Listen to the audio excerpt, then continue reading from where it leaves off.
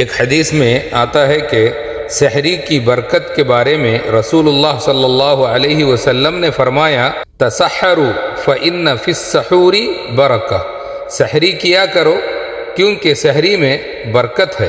اس حدیث سے معلوم ہوا کہ سحری سنت اور باعث برکت ہے لیکن فرض نہیں۔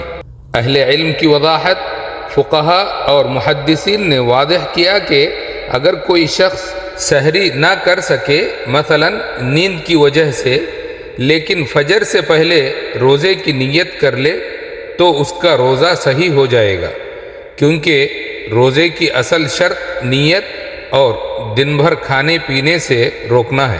سحری کرنا سنت مؤکدہ اور باعث برکت ہے۔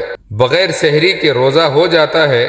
جان بوجھ کر سحری چھوڑنا درست نہیں، کیونکہ یہ سنت کے خلاف ہے۔